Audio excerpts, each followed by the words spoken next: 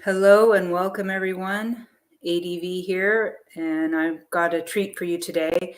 We're going to go a little bit off our, health topics, and I like to help people know about the suppression in this world, things that we've lost, things that you may not have heard about. There's a cancel culture obviously afoot, and that's not really that new. We've been having cancel culture for a long time, with things like inventions and all kinds of truth has been hidden from us and history's been rewritten. And we're at an age now where we're starting to look again with a new lens at this information, and also a lot of unearthing has happened with truth and with the history that we're uncovering and basically digging out and unburying. So I have a special guest today, and his name's Scott Patty, and he worked for Stanley Meyer. Stanley Meyer was a very well-loved inventor out of the United States, and he created a specific type of water fuel cell, an electrical cell that could use pure water, and sort of like electrolysis, but not true electrolysis, but a type of new method that could run a car on pure water. And his story writes like a true crime novel, really, because he was, the story is that he was poisoned to death, and therefore murdered. And a week after his death, his dune buggy, his water buggy, was stolen. And we'll get into the history and the story. I'm sure Scott's got a lot of information to bring to you, but a lot of his main website and a lot of that information, you have to go in the Wayback Machine just to even find it. The blueprints and all of the inventions still exist. I don't know anyone to this date who's reproduced the cell, and there's some controversy because a lot of people say that it's not reproducible, and it wasn't legitimate in the first place, which I disagree with. But we're going to bring this in. So if you have questions about Stan Meyer's, this type of technology, just put it in the chat, and I'll at the end we can get to some questions. And for now, we'll just bring in Scott and have a very fascinating chat. Hi, Scott. Hello. How are you? I'm doing good. Am I coming in loud or am I coming in too soft? Or You're coming in great. You're coming in great. I'll okay. just adjust my mic on this end. Good. So nice to meet you. Thank you for the mail that you sent me. I did get that. I looked at that. It was very fascinating. And what the materials that you sent were those things from back then, that like from Stan's time, that were handed out, or is that something made later on after the fact? No, that was from the original. That was an original pamphlet he put out every so often. I saw you on some podcast. I'd never heard of you before, and then I heard you speak, and then you mentioned Stan Meyer, and so I thought I should send her those because she'd probably really appreciate them. So I mean, I've had them for many many years, and so I sent you some of them, and I'd never been interviewed because I only worked. I used to go to Stan's seminars.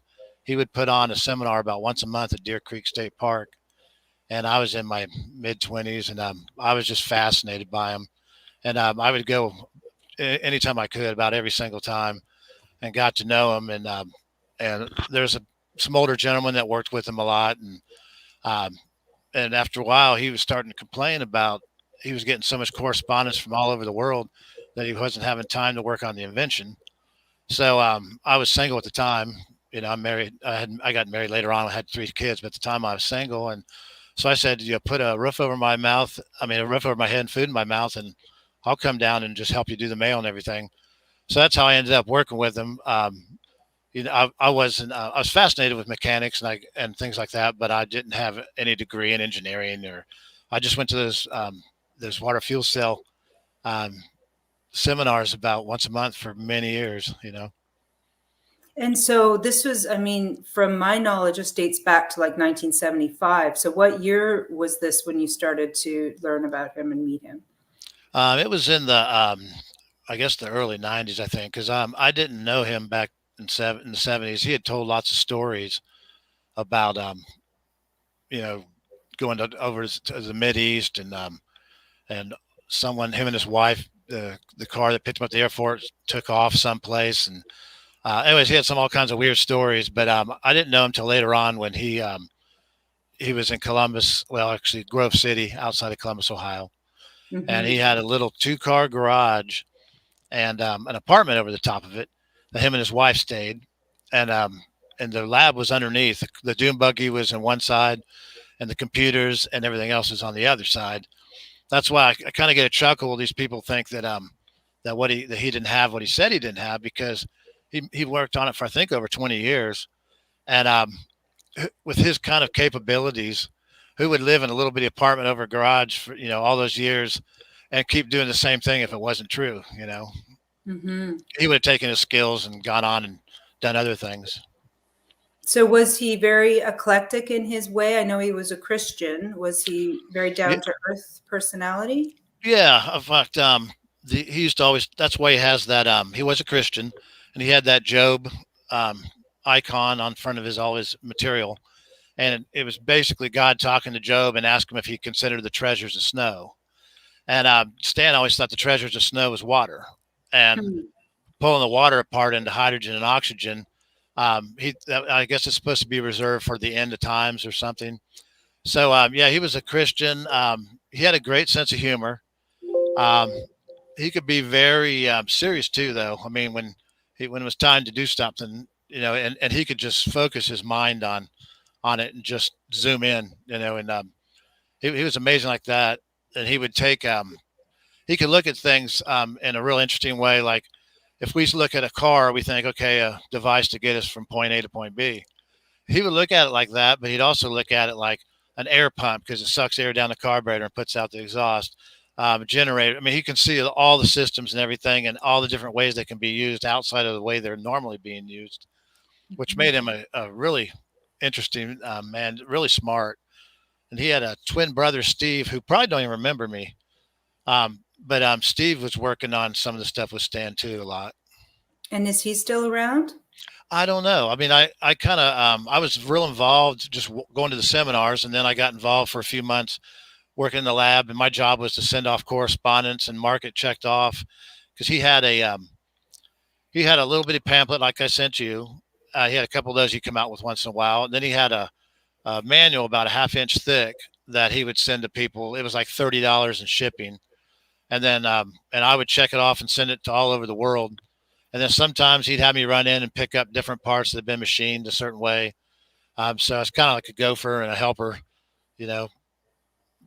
So you got a bit of an eyes and ears on just the whole setup and his lifestyle and kind of Yeah, he was. who he Yeah, he was was. very humble. I mean, he was pretty well. He was a little bit paranoid too, but you could understand why.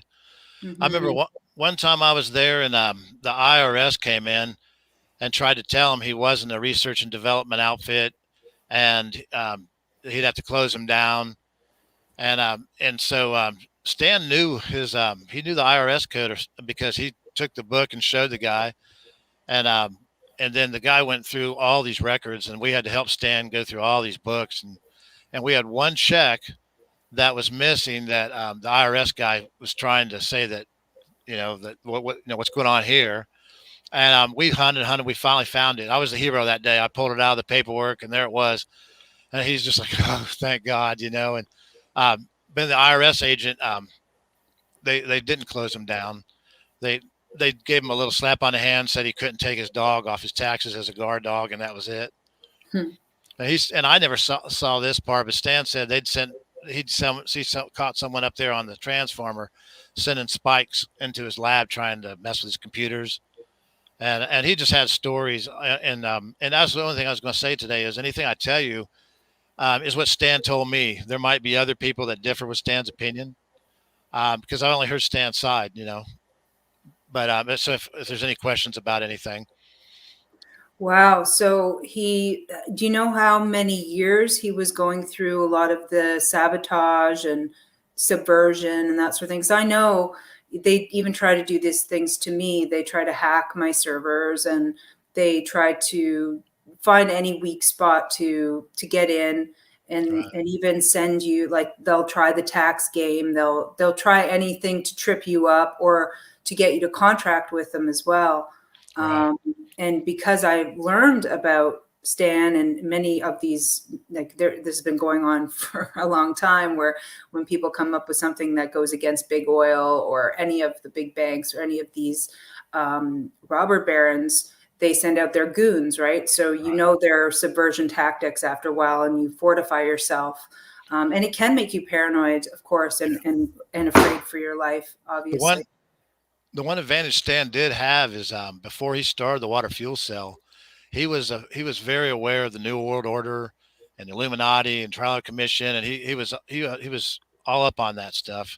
So he wasn't taken by surprise, and that's why he told me that when he got his patents, he actually went to Canada, where you guys are, to start off with.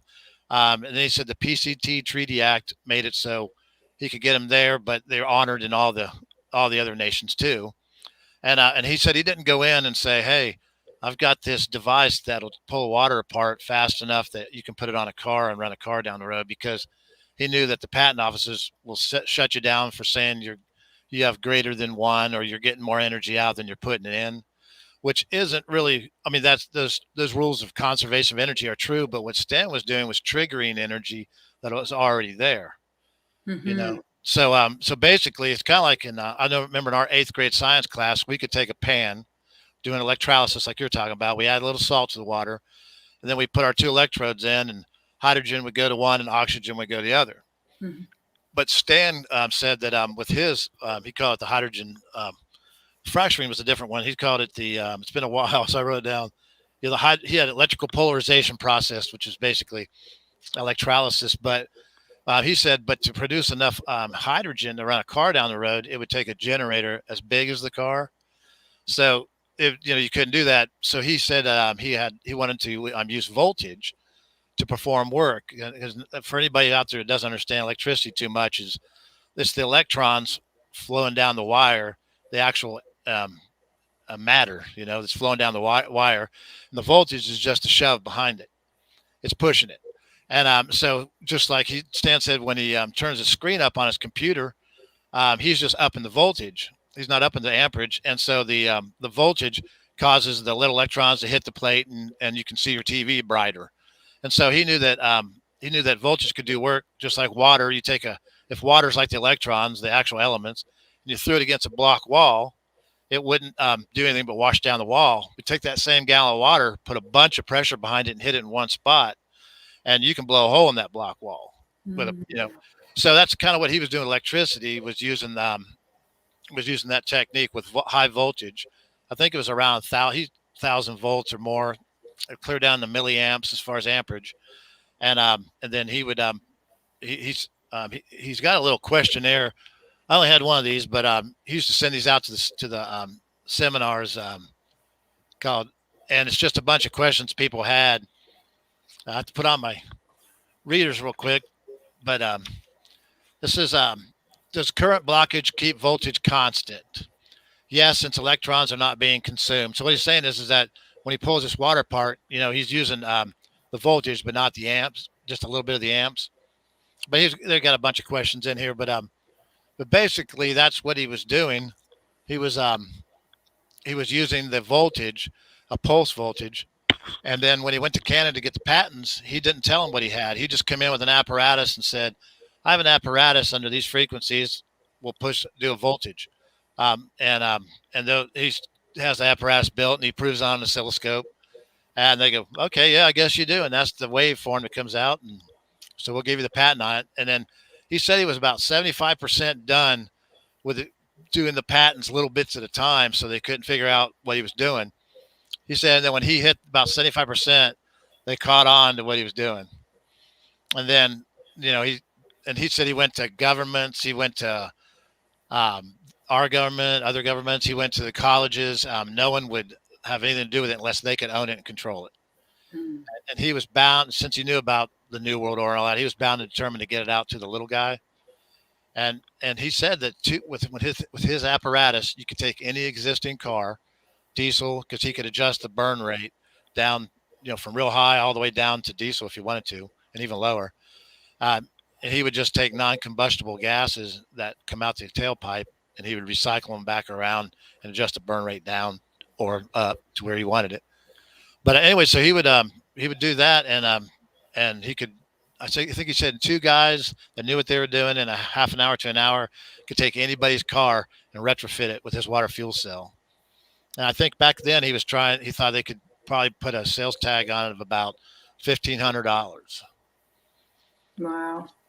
And they called that, I mean, in some of the articles I've read, they said, oh, he was creating a perpetual motion machine because of that recyclability of the water back into the system. But that's not really, it wasn't really a perpetual motion. No, in fact, technology. No, in fact, the water, he just, on his dune buggy, he had to go out the tailpipe, and you could grab the water. You'd lose a little bit of it in energy from heat, but you could recycle it and make it recyclable, but you still lose a little bit of energy every time you did it. But no, it's not perpetual motion any more than if you strike a match, you got 1 BTU of energy, British thermal unit. They say you can't get more than 1 BTU out of it. But if I go out in the forest and I trigger all the other BTUs from that dried up trees and everything, you can be billions of BTUs coming out of that. So you can trigger all kinds of stuff. And so it doesn't defy any of the rules of physics or anything like that. Yeah, there's a lot of, mixed information, as they usually will do when you go to research. You'll have the ghostwriters making up stories and things to throw you off the scent. So and someone will say, people say that it's not true and it's been debunked when it hasn't. They just get somebody just to say it's been debunked, as we see that on Facebook and all those kind of things now. So there's. Sorry, I was just going to say, after they keep doing the same patterns over and over again, we start to get keen to them. So we know when there's something amiss and we pass it by and go to the real truth. That's the one nice thing about the coronavirus is it really did show people that thought all that stuff was a bunch of crap. It showed them, no, there are fake conspiracy theories out there, but there are real conspiracy facts out there too. And they're all through history. If you study the Roman Empire, there's all kinds of conspiracies that highlight the government. Judas Iscariot in the Bible, Brutus and Caesar. And in fact, I think that high level conspiracies are probably more the norm than the exception, but just no one ever hears about them. But yeah, it's one a conspiracy. And he had some, he could take the, he had this water fuel cell that he did with the dune buggy that he could retrofit. And then I think he told me that he couldn't, they said that his little hydrogen container he was making was a safety hazard. So then he started taking spark plugs and making fancy spark plugs out of stainless steel that would screw into your car, and it had water and electricity attached to it. And so a little mist of water would go in. He hit it with the pulse voltage, and it would fire off right there. So there wasn't any extra hydrogen to blow up. Everything's stored as water in your tank. And then he went on to, now that I did see in the seminars, he always had this clear tube with stainless steel 304 tubes inside. It was like a plastic tube with steel tubes inside. They had little spacers to keep them apart. So they were actually electrodes more or less, and they didn't touch because the spacers. And then he would show everybody under the worst conditions. He would take a half a horsepower motor and he would plug it into the wall, and it would drive a deregulated alternator which is everybody uses that kind of technology, but then it'd go into his little black box, and that's the one that would make that pulse voltage at the frequencies he needed. It went out of that black box into that clear plastic tube, and all of a sudden you could see all those hydrogen and oxygen just boiling out of there. And then to proofs, he would melt paper clips, because it takes a pretty hot flame to melt a paper clip. And where he was so ingenious but so simple, his stuff was so simple, it was ingenious. That stuff is so volatile that if there was a spark, if you shut off that flame he had and it sparked back through down to the generator, it would blow up, right there in the demonstration. So he had a little ceramic wafer that had these little bitty holes in them, real small. You'd have to hold it up with a magnifying glass to see them. And what that did, he said, the gas travels in pockets. It's like pockets of oxygen, pockets of hydrogen. And if you make those holes small enough, they won't go through together, so it can't spark back. And you just drill enough holes to meet your volume that you're looking for, which is super simple. And these holes are so small though. They might have had to do them with lasers because a drill bit that small I think would snap just as soon as you touch the ceramic. But he didn't really go into how he did the holes. And then he said he could make it a tube too. So if you wanted to run the hydrogen someplace else, it didn't just have to be your car. It could be heating your home. All kinds of different uses for it. And so I did see that. He had another invention called the electrical particle generator. And they say that that's another greater than one invention because, but what he really did is he had that I never did see work. He claimed it worked, but I didn't see it with my own eyes. And he never did show that in the demonstrations. But he would bring it for people to see. And basically, just so people understand the simplicity of that is, if you go out to your car and yank a wire out and wrap it around your hand, make a coil and put it on a little milliamp meter and take a magnet and do that, your little milliamp meter will jump. You'll go one direction or the other for AC current.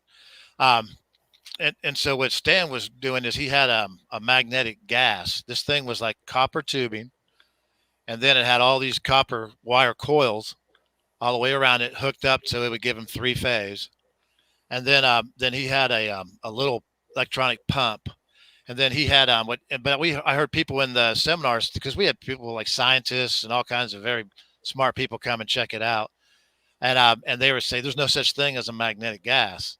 And he goes, not till now. And so he claimed he had a magnetic gas, and that, and he showed the lattice of it. He showed argon, then iron, argon, iron, argon, iron. And then that gas was like a bunch of millions of little magnets going through that tube. And then the coils could pick up the electricity from the magnets flowing across the coils. And that was, but like I say, I didn't get to see that work, but he said he could do it. And then another thing, of course, no one saw work. He called it the hydrogen fracturing process. And he said that he could not only pull the hydrogen oxygen off, like in the original water fuel cell part, he said that he could actually consume some electrons. And then when you ignite hydrogen oxygen, they'll give up energy until they form the water molecule again. But if you take away the electrons so they can't form the water molecule, he says they'll continue to give up energy and you'll get into the atomic yield. That's why he would, in his brochures, he would have, and these brochures went all over the world. I mean, before I ever knew Stan, and all I'm giving people is what I've heard in these seminars and, talking to Stan. I didn't get to see anything secret or out of the ordinary. Stan wouldn't let anybody at any of his stuff, but anyway, so, lost my train of thought then, but, the hydrogen fracturing process, he would say 1 gallon of water could equal, like 40,000 or 30,000 barrels of oil if you use the hydrogen fracturing process. And like I said, I never seen that happen, but it would be cold fusion, so there wouldn't be radiation or anything like that. He could do just as much as he needed the energy. And then he started talking. He would talk this stuff. He had like this exploration mind, and he says we get this thing out. He goes, we can actually. He said anybody could go space traveling. He goes, because you don't need these heat shields because you're falling in through the atmosphere. He says you come back in real slow, just like you went out. He said as long as you have oxygen out there, he says anybody could go up into the outer space and check things out. And so he had these dreams that, how much of that technology that he could do, I have no proof, but I did see with my own eyes. And for many years, I watched him pull the hydrogen oxygen apart in that tube. And then Channel 6 News in Columbus actually had the Dune Buggy on not national, but Columbus local news. And Stan's right-hand man was another older gentleman called Charlie Holbrook, who was really loyal, super loyal man. And Charlie had to sit up on the Dune Buggy during that when Channel 6 News was taping it, because Stan didn't have the mixture right yet as far as by acceleration. So he could idle, but if you accelerated, it wouldn't be right. So Charlie had to do the mixture by hand. Oof. So you got Charlie sitting on the Dune Buggy during this news, and he's adjusting it so it can run. But they were running it on water on Channel 6 News, and you can find a lot of that stuff on YouTube. Yeah. Whoops, my Yeah, I've seen all those videos. Some of them are erased, but they always resurface. Yeah. Yeah. In fact, there's that manual I sent out, that half-inch manual that Stan was sending to everybody. Yeah. It was like $30 in shipping. That should be out there. I do know this. I mean, I heard different people say things, but I do know when Stan died, I wasn't really paying attention to it anymore. I had wife and kids, and life got busy, and I hadn't been over there for quite a while. He met my wife once when we went over there, but anyways, but I remember after he died, his wife Helen, all the inventions and everything, all the patents went to her. And then she got a hold of Charlie later on, his right hand man, and said, I don't know what to do with this. Why don't you take it? But Charlie's like me. I do construction. Charlie did construction. We're not scientists, not physicists or chemists. So Charlie was going to try to take his electrical particle generator and get it going. But we didn't know what Stan used because he didn't have it. And, so it didn't come to anything. But anyways, after Charlie died, his family, his sons, everybody had it, and I think they sold it to some company, the Dune Buggy and everything that I heard. But I wasn't around when it actually took place, so I'm hearing, secondhand. So I really don't know where the Dune Buggy ended up or the inventions. But if someone would take like some of those pamphlets I sent you, and anybody that might still have one of the old manuals, if they would they could probably start reprinting them and then see who contacts them and say, hey, you're violating our copyright. Right. They might be able to talk to the right people and get permission. But that's another thing. We've ran into lots of people that had inventions of their own that came to Stan's seminars, and they were really interested in him because they couldn't understand how he got patents, because they had tried and got stopped. But how he got his patents was, like I told you earlier, he snuck it in without them knowing, what it was actually going to be doing.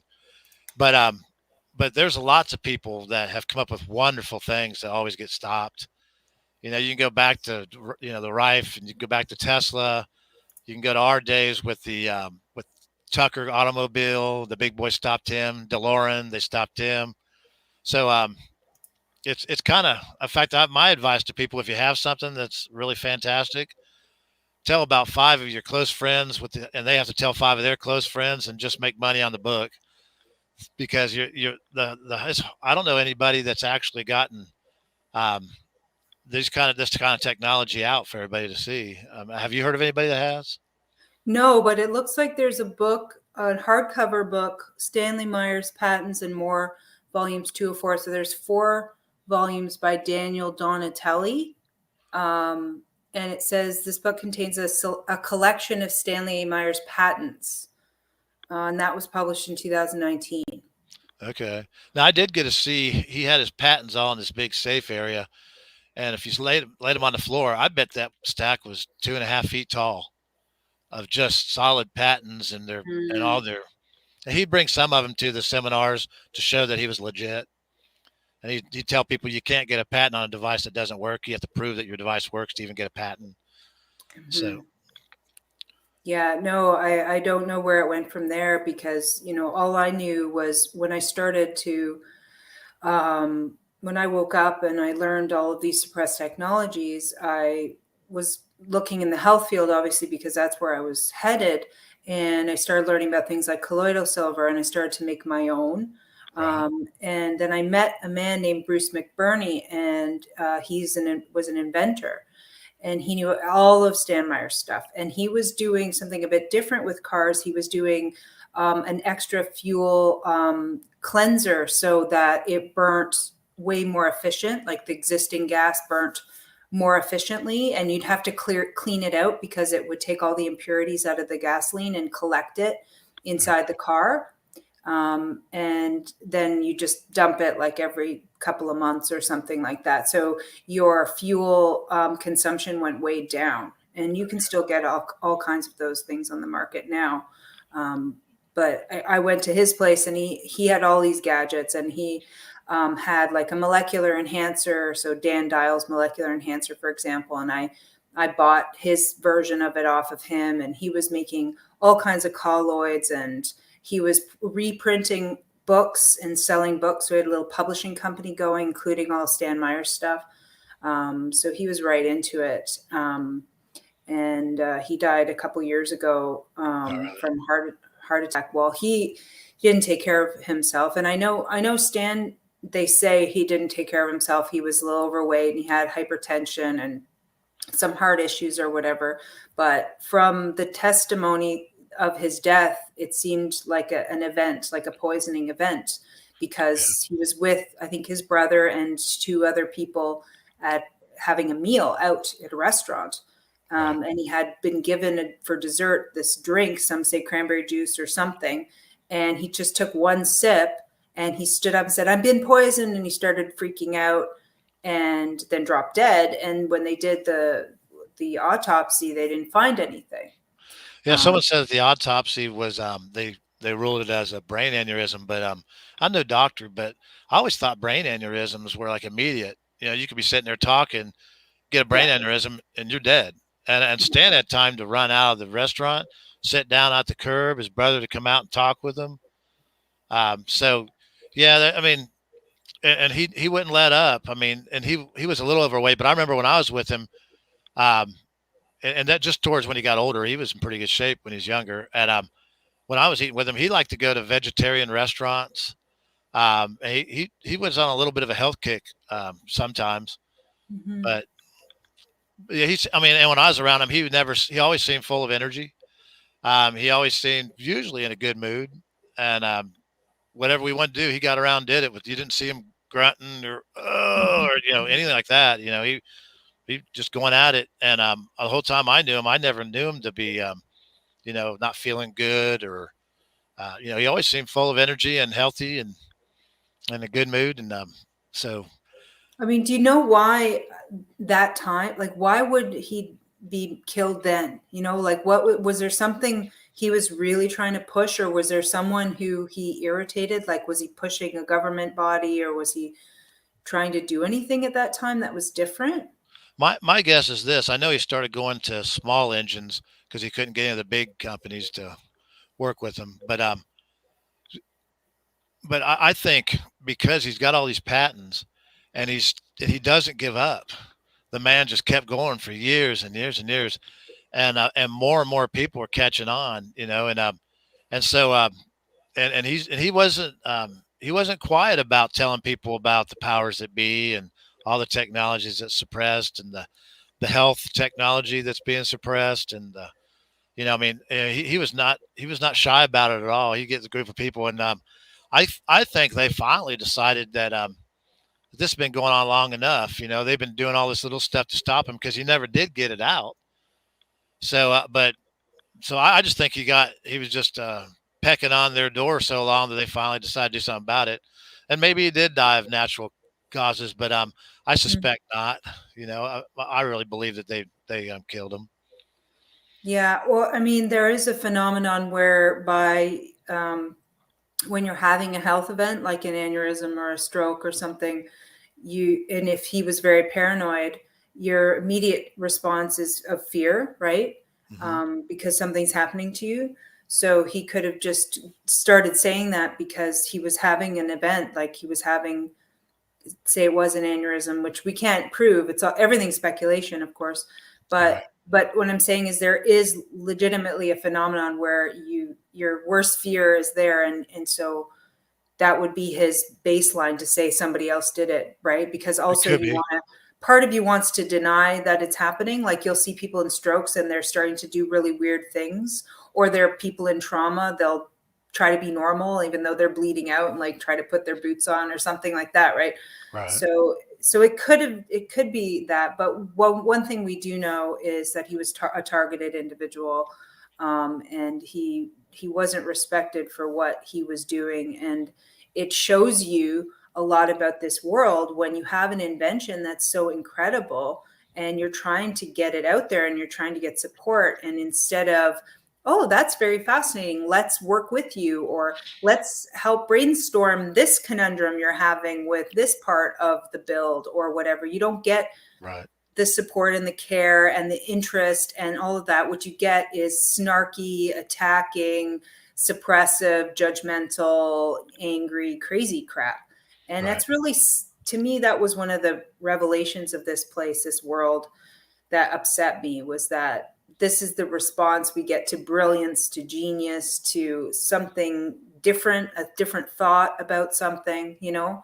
Right. Um, and it's very frustrating, especially for someone like him, where he was very childlike in his mind, meaning he was very creative in his thinking. He was very inspirational in the way he was seeing his world, you know, and wanting to help and wanting to solve problems and this. And then when you go to do it, you get kicked in the pants. And so Right. it's Yeah. a hard, there's been so many experiences like that, like Renee Case, who made the SEAC cancer, you know, injectable and topical or internal. You know, she was so excited she found a cure for cancer, and they treated her like dirt, and eventually she just kind of cracked and went nuts because, you know, same thing, you get the same story of Tesla and Royal Raymond Rife and all of these inventors.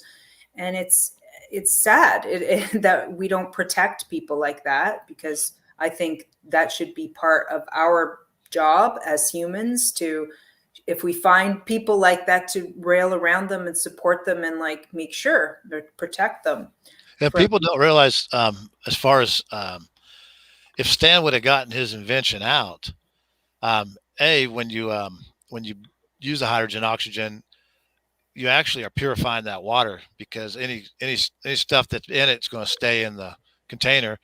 The hydrogen oxygen is going to leave, and when you burn it, it burns until it forms a water molecule again.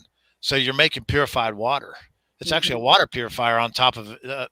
But if you think about it, with all that free and abundant energy, you could you could take lots of the pollution now and get rid of it. I mean, even not only will you not be, cars won't be making it, and houses won't be making it, and factories won't be making it, but what's already out there, you have all kinds of abundant energy to slowly take that stuff apart and put it back into its original elements. And it wouldn't be very expensive to do, because energy would be abundantly and free almost.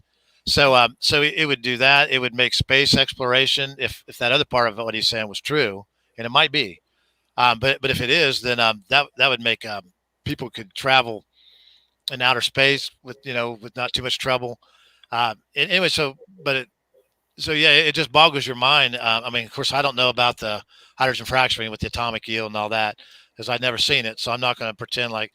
But Stan wasn't one to usually just sit around and lie about stuff. He tried to do it, and then he'd hit brick walls, and he'd figure ways around it. And he was rather, him and his brother were very smart, very creative people.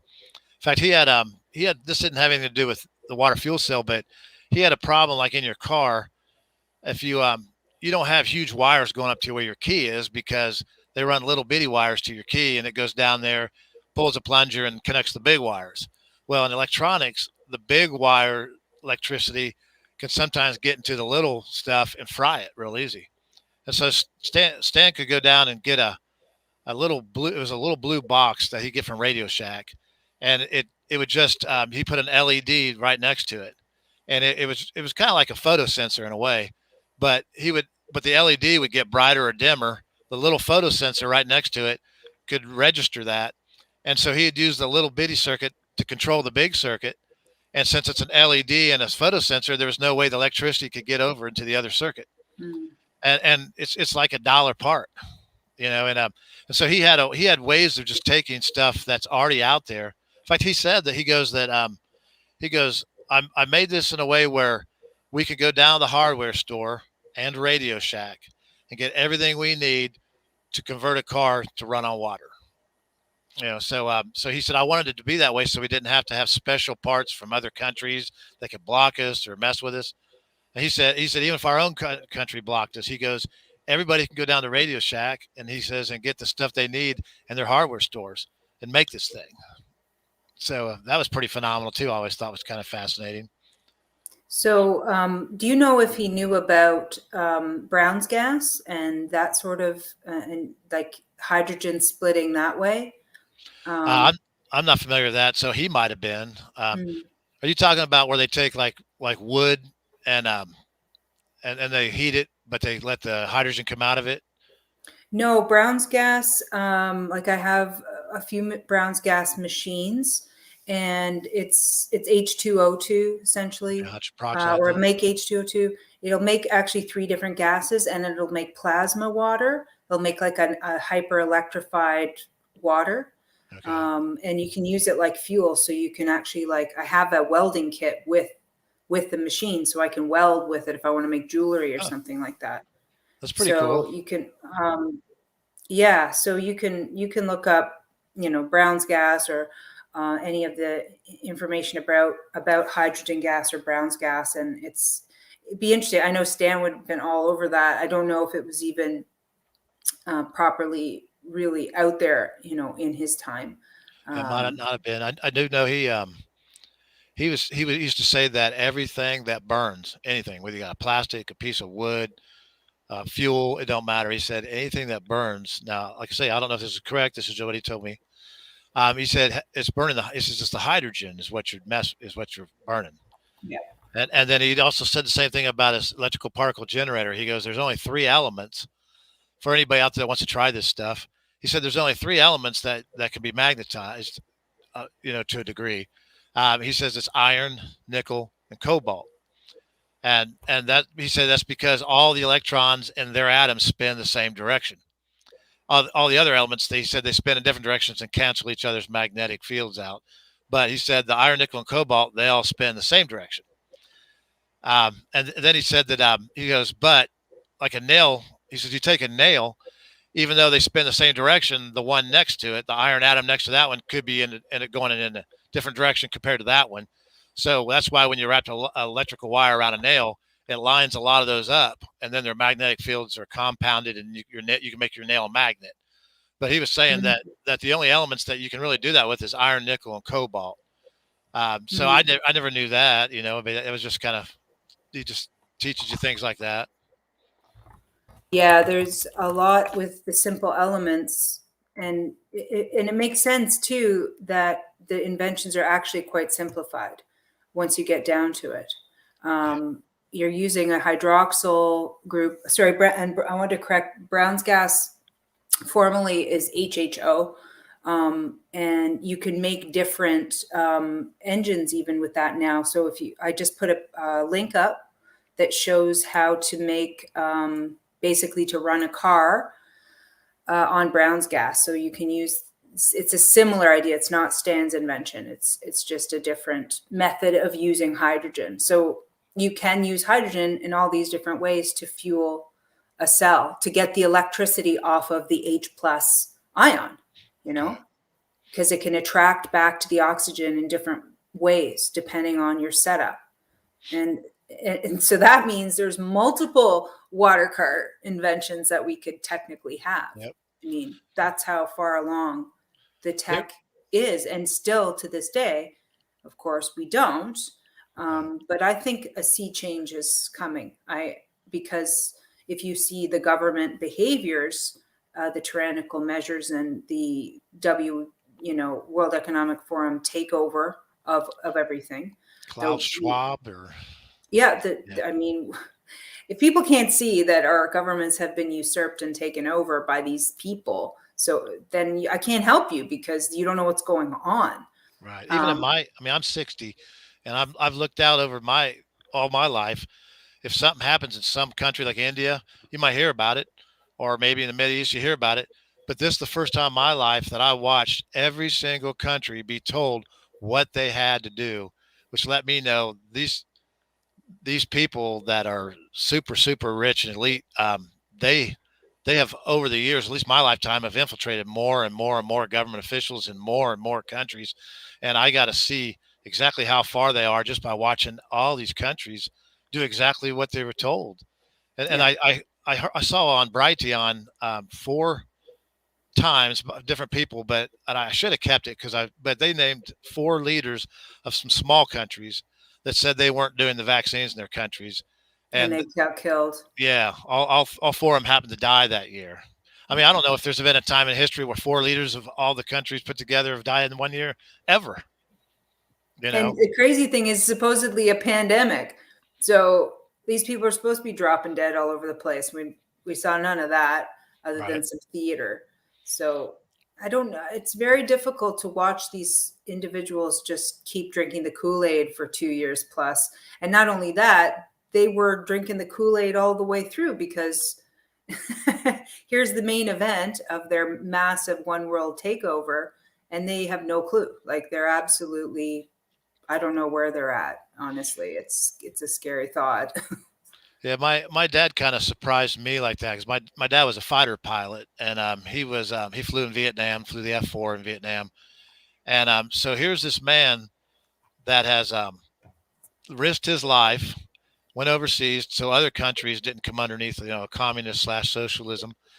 And then when dad came back over the next 20, 30 years, watching the brainwashing news pound this stuff into his head, he actually voted for Obama and all his socialist policies. And he didn't even realize it. He didn't even see you're risking your life trying to keep that out of someone else's country. And then you've been brainwashed to the point now that you're actually voting it in your own country, And we have this internet, which is an incredible research resource. Mm-hmm. And it doesn't take a lot of digging to go, oh, wait a second, Obama's a Bush? He's related? Oh, they're all related? Oh, that's weird. But, this is the problem with the mind, because this is something they figured out with studying us, how to manipulate the masses and how to destroy family units and how to infiltrate all of our associations. I mean, my naturopathic medicine is dead. It's done. It might as well be allopathic medicine. It's just as bad. It's just the softer version or the more ineffective suppression methods. But they're all pushing vaccines, and they all believe all of the lies. It's sad. It's very sad to watch it. I know my children. I knew about the vaccines. I'd watched some studies because Dad being in the military, we lived all over the place, so we got to meet a lot of interesting people. And in fact, Mom ran into Senator Lauschie one time at the Officers Club, and since she didn't drink and he didn't either, they would drink ginger ale and talk. And he told her that anybody can be a politician. He said, all you got to do is be willing to sell your soul. He goes, but a statesman, he goes, those are hard to come by. And he goes, and he said, you'll see them being attacked left and right by everybody, if you're actually doing something you're supposed to be doing for your people. But if you play ball, sell your soul, and so he was telling her, so we met lots of interesting people, but my mom warned me about the vaccines, and we'd see these studies where, they would take off some disease, and then the herd immunity would start to naturally happen. And then finally, when it's on its downward course and it was disappearing, they would come up with the vaccine, and then they'd give the vaccine the credit for the downturn of the disease when it was already going away. And so they were showing how a lot of these vaccines didn't do much anyhow. But that's not let alone the ones that they're doing now. That's actually gene therapy. I mean, I don't know if you want to call it therapy, but well, I mean, one of the things I've been working to expose are obviously all the lies from the beginning. I mean, we're going back to the resets before, that we come from cave people, and all the evolution lies, and Tartaria. And I mean, we had pneumatic tubes. We had trains, pneumatic tube trains, and mail systems underground there was no fuel. It was run on pressure. It was run on air. Right. So they destroyed everything that wasn't run on fuel. We had electrical trolleys in the streets that were run on electrical only. We didn't need those fuels. And it was just when the Ford, Carnegie, Rockefeller, Rothschild, all of those maniacs, the maniacs from Jekyll Island that created the Fed, then they colluded. And that was a true conspiracy, because they got together in secret. They conspired, for real. And then they manipulated the stock market and the 30s crash to become these crazy billionaires, these robber barons, so they could change history yet again. and Right. take all our free energy that we already had all away from us, Control man. and control man, and make them pollute, and make them have these crappy vehicles, and all of these systems that were not elegant anymore, you know? What do you think about like one of my favorite prophecies in the Bible, because there's not a bunch of wondering what it means. It's Daniel, and he just spells it out. And King Nebuchadnezzar has this dream with the statue of the head of gold, chest and arms of silver, brass, legs of iron, then 10 toes of clay and iron. And then he Mm, said that head of gold is your empire, telling the king that. He goes, and it's going to be taken over by the Medes and Persians. And while Daniel was still there, it did. And then he said that'll be taken over by a lesser empire, and that'll be taken over by a lesser empire. And we've watched, whether you go by the Bible or go by secular history, we watched that happen. I mean, we didn't watch it, but we read about it. Um, mm, we watched Babylon get taken over by the Medes and Persians. We watched Medes and Persians get taken over by the Grecians. Then the Grecians got taken over by the Romans during Christ's time. And then the only thing left is those 10 toes of clay and iron. Everything else is a metal, solid metal, you know. But the last one's clay and iron. And I don't know if this is really, if I'm interpreting this part correct, because everybody's been arguing for many years with that 10 toes of clay and iron. Is it a mm, European community? Is it the 10 super powerful families in Europe? And I always wondered, the clay and iron to me is kind of like what everybody's got in their countries now. You got the government you think's in control, the clay. Then you got the powerful people like you're talking about, the iron behind them, that control all your leaders and everything. And so sometimes I wonder if that's what that means, because right after the Roman Empire, the Rothschilds and people like that started being goldsmiths, and they started, infringing their on different countries and getting more and more control of the monies. And what is it? Mayor Anthem says, "Give me control of a nation's currency, and I care not who makes the laws." And mhm, but I wonder if we're watching that, from the time the Roman Empire ended, the 10 toes of clay and iron forming. And then, of course, that prophecy ends. That's the only part of the prophecy that hasn't been fulfilled yet. And that prophecy ends with the rock coming down from heaven, smashing the statue in the feet. It turns to dust and blows away, and the rock grows, which is supposed to be Christ, and grows and encompasses the whole world. mm. And so, anyways, but sometimes I wonder, everybody's waiting for that last empire before the rock comes. I'm wondering, if that empire been around since the Roman Empire, we just didn't realize it. Mhm. Well, You know, even before, I mean, when you trace it all the way back and you trace the behavior of these people, it's all Egyptian. It's all that ritual still, all the way bleeding through. They hide it, you mean like the but gods of Moloch and Baal and all those different Luciferian worship things that, yeah, it wouldn't surprise me. In fact, I kind of suspect that's what the very elite families do. They get into that yeah, kind of, and just like God has his Moseses and his Daniels, I think Satan's got his main people too, that help his kingdom. And it's weird stuff, because like you noticed in Job, Satan had to actually go get permission to mess with Job. He couldn't mm, just go mess with him. He had to go before God. He said, "I've mhm. been going to and fro." So sometimes I wonder if those signs that they use, like that kind of stuff, and their hand tucked in, and all those different, satanic signs, and they like Schwab's book, telling about this pandemic clear back in 2016, and then it happens. And anyways, I sometimes I wonder if that's part of the spiritual warfare, that they have to proclaim what they're going to do before they're allowed to do it. Well, we have free will. They have to disclose some way. Now they do it in a tricky way, but Yeah. that would make sense for that Bible verse, that the permission has to be asked. So they aren't God. Whatever that it is isn't pure. So it No. has to, in order to meddle, it has to request, it has to make an offer, and you can say yes or no. And Right. that means we're the power. We have the power through, God supporting us to say no, no, thank you. But they've done something against nature's law, God's law, all of this true, they've snuck around this method, and that's going to have repercussions on them, because you can't just keep tricking people into consent or Right. manufacturing consent without a big repercussion. There'll have to be a reveal at some point, and I feel like that's where we're coming to. This is the I hope so. apocalyptic time. This is the great reveal, because you can't just keep sneaking around the free will problem forever without a blowback, without repercussion. And people have to be able to see it. But the problem is that when there's so much of it, it's really hard for the mind. If the mind is blind, the eyes are useless, so they can't even comprehend a lot of it. So it's I think their time is waning, because they're breaking God's law over and over again. Yeah, that's what I wonder when that rock comes down, smashes the statue.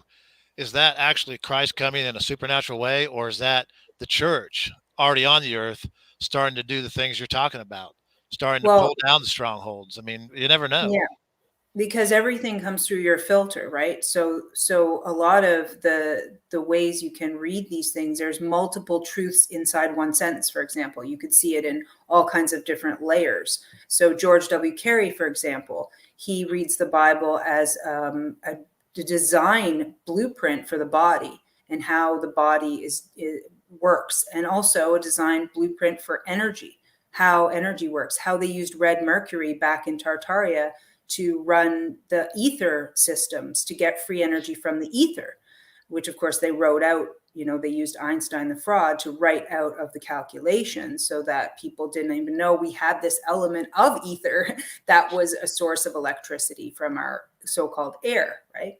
Which Right. are two different things. So all of this information is beginning to come to light.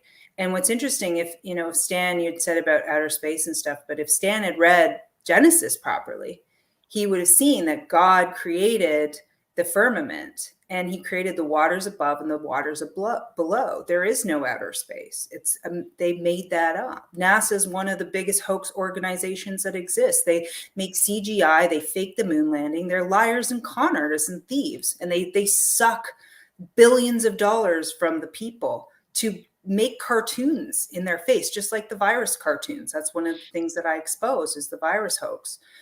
These things didn't exist and don't exist. Not even the way disease is portrayed is the way it is. It's all from poisoning. They poison us, right? Whether it's through a vaccine or through the air or through the food or through the television. And then we get sick and they poison us with the drugs further. And then they say it's from some boogeyman mystery thing in the air, and it's problem, reaction, solution all over again. And that's what they do with all of these things. And so, we can't go to outer space. We've never been to outer space. I mean, even Don Pettit, whatever that low IQ dude is, he's like, oh, we lost the technology to go to outer space. We just can't do it anymore. Like, you don't just lose technology. They just don't even care to hide it anymore. So it's like any truth. If you go and you dive down the rabbit hole deep enough, you go, wow, that's another lie. Wow, that's another lie. And now all the lies, they're just coming out because they can't keep the lid on it anymore. People aren't stupid. They're like, something's wrong. This is not lining up with the reality they sold me.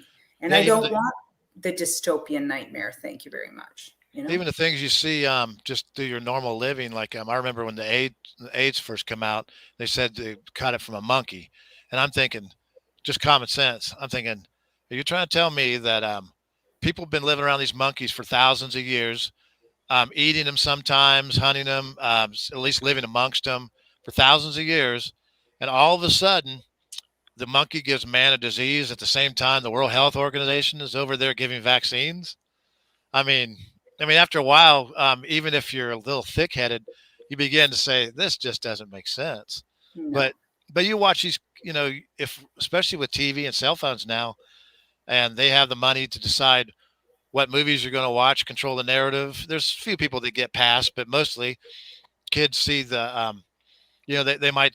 I've watched during my lifetime the gay thing was he's always the hero in the movies, the understanding person, the wise person, which if it was in real life, they would show like everybody else. There's good people and bad people, and but they're trying to make everybody accept this thing, and as normal, but I always thought they just control the narrative, from the music, from the movies, from the kids' books to about everything. And so it's not a wonder how these people think this way when they become adults. Well, if it's put in the classroom, and if it's put into the nursery, right from birth. It's what you're familiar with. It's in your face. And, our minds as children, where we see whatever we see gets imprinted in the mind. Like just a screen, an open screen that, where like a photography imprint, like, what's the original photography called again? Before the, where it's just an exposed print for a certain amount of time. Daguerreotype, I think. Daguerreotype. Just a negative. Oh, the Derek. Yeah, where they put them on. They put them on the metal plates. Yeah, daguerreotype, I think it's called. So it's like that's a child's mind until about age 7 or 8 for the most part, and it switches off, and the things start to separate out. So even if they're witnessing something that they can't comprehend, it's still getting stored.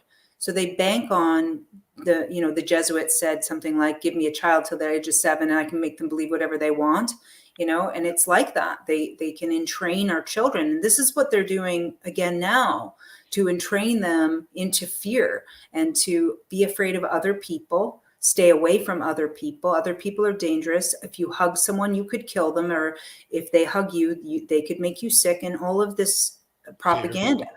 And there's a lot of work we're going to have to do to fix this now in children that have been born. Imagine being born, in 2020 through this, and you've had masks all around you all the way from birth.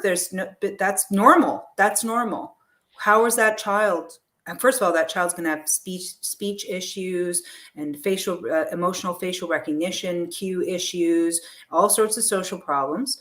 So are we making a generation of psychopaths? Because that's usually what happens when you don't have the emotional aptitude from these things. So how are we going to fix this? This is what's tough. So dangerous, that we've let it go on this long. I do know that the people, that the bad guys, if you want to call them that, they know what they're doing. But they've got some brilliant, smart people. They pay big bucks. I even heard that a lot of the pharmaceutical companies, Fairbairn or whatever, collected all that information that Hitler was doing, all those horrible experiments to people, and they got all that data from that, and anyway, so they've done all this psychological research on people, and they know exactly what they're doing when they do this stuff, Yeah. We might think that you wear a mask for a little while, what's the big deal, but I'm sure all that stuff has some. I've been pretty fortunate. I live out in the country, and I didn't really go by the mask rule, so I hardly ever wore it. But yeah, it'd be a mind-boggling, and they're dumbing kids down a lot too. One of my I know a young lady who's now a teacher, that we got to talk about World War II, and she goes, "I've heard of World War II, but what was it exactly?" And I couldn't believe it. She had graduated and she was becoming a teacher, and she didn't know. She had heard of the World War II, but she didn't know anything about it. Gosh. And I'm just thinking, holy smoke, But because of all of this, the good news is, because of all this insanity, I just had a phone call today from a Native elder, and she's worried. She called me because she wanted to talk about UNDRIP, because I focused on some Canadian law and things that were going on with our Indigenous people for a while. And she saw that, and she wanted to talk with me because her tribes are having a lot of trouble. And she was just looking for sort of guidance. And I said, well, one of the things, not just, tribes have to do, and those who have treaties have to do, we all have to do, is walk away from our agreements with the governments. We need to privatize absolutely everything for ourselves and have nothing in the public domain that they can get their fingers on, because they rule the public and they rule corporations, because these governments are all corporations. We're not countries anymore. They're gone, right? Yeah. And we have to do this in every avenue. And it's happening because, for example, I pulled my daughter out of school because they were so dumb. I couldn't work with it. There was nothing to work with. So I said, I'd rather her just play outside all day than me unschool her from this mess. But now what's happened is I met two teachers. They wouldn't get the jabs. They said no, they got fired. And guess what? They started their own private school. There's 17 kids. There's 2 classrooms. It's like the good old days where you had like the smaller classroom and the bigger classroom, and they all play together. And now my daughter has a school again, but I think it's that's the answer. I think that's the answer to all this stuff. all of it. In fact, I even like they used to talk about when Nimrod came up with the first banking system. Where the tally comes from, tally something up, was he'd take a stick and you'd take it to the temple, your money, and they'd put the amount on the stick, and then they'd split the stick. The bank would keep the half, and you had the other half, and then they could match. Well, I was thinking the same thing. If they crash our economy, everybody should get together with maybe some pastors or people that are highly respected in the community and say, we need to start up a system where we can do things for each other, and keep a value on it by maybe the time, and then keep functioning. I'll go over there and fix your deck. You can, give me some herbs. You know what I mean? I think it's exactly right. These teachers, these cops that are getting fired, say, hey, but here's what I think the people need to do on top of that. Once you get those things established, tell the government we're not paying our taxes because we don't use your cops. We don't use your this. We don't use your that. And in our country, they're not supposed to be taxing us anywhere. But I think sales tax is the only thing the Constitution leaves as legal. I think all the other taxes are really not constitutional. No. So, but you No, but and there's not even any sales. There's not even any income tax law. Like if you go and you ask the IRS, show me the law that says I have to pay the tax. They can't produce it. It doesn't exist. Because it's supposed to be voluntary, they say, but they make everybody think. But I was just thinking exactly what you said. That's the way that people can start doing something about it right away. Get those teachers that get fired, and everybody give them a cut to do their kids. Start doing it with other people, and then start telling the government, no, and people don't realize it. Like I think they say like the federal government gives your school $30,000 per student or something. It's something like that. But it's even more than that, because you think about it. Like I got an old book of Barry Goldwater, and he said that whenever you give the government, whenever they spend $1 on something, it takes about $7 you waste trying to collect it. So in other words, you collect $10, only about $3 gets to the project. Everything else gets sucked up in the administration trying to get it collected, manage it, get it over to where it's supposed to go, paying everybody, buildings, electricity. And so he said that so when they're giving you that $30,000, they probably collected around $200,000 in taxes to give you the $30,000. So if we just quit giving them the money, we got lots of money. Yeah, so I think that's one thing that you can do right away. What you just said, that can start fighting this, because you're hoping someone will come and change these laws, or enough truckers will get together and demand. And I'm all for them, and I'm behind them. But that's something we can do personally in our own neighborhoods and our own homes. That would really screw the big boys up. Yeah, I don't think a lot of people. I think Canadians, we've been very underestimated on the world scene about our capabilities. And as you can see, it's changed the tune, just how we've come forward with the convoy, and there's protests in every small town. It's not just Ottawa, it's everywhere. And it's every weekend, and it's been going on for years now. So it's just finally getting acknowledged. And we'll adapt. We have some crazy winters and some harsh weather. We just figure it out. We work around it. And there are small groups that have formed all across Canada of gatherings where people are already been discussing this, what we're doing instead of how we've been doing it. People are taking firearms courses. People are taking hunting courses. People are teaching others how to use CB radio for communications, all kinds of food security, from growing, seed saving, seed exchanges. Who wants to do what? It's already happening. Just it's not going to be fully advertised because these are private groups, and it's actually very secretive. A lot of them, I mean, most of the ones I go to, you can't bring your cell phone.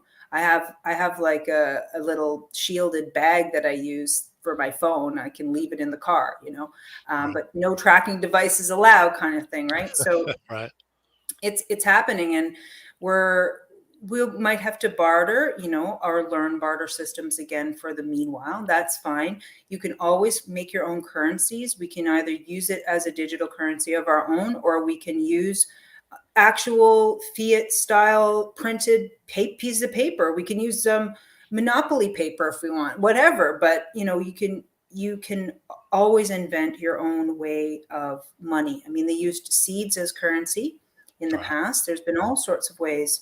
So we just have to get creative, just as Stan, Stan would approve, I think, our talk on being creative and thinking laterally and outside the box and having a different mind to approach a problem with a new solution, and he'd have it's been just gung ho. I mean, he'd have been gung ho what you guys are doing, whether you're growing organically seeds. I mean, he knew a lot about that stuff that was where the people were being wronged, and he would be so proud of you guys. And you also are inspiring the whole world.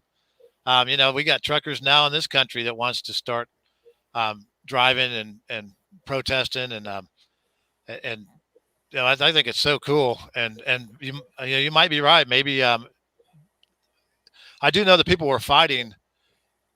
They are going to want to win bad, because if we get this over on them, they're the Nuremberg trials that would come forth from the people, what they're doing right now. I mean, it would just boggle your mind how the horrendous things that they're doing to people, from stealing children, that adrenochrome, and I mean, there's just so much stuff that the people, if they ever find out as a whole, those people are going to be put to death. Oh yeah, just the pedophilia alone and the blood drinky stuff and all this.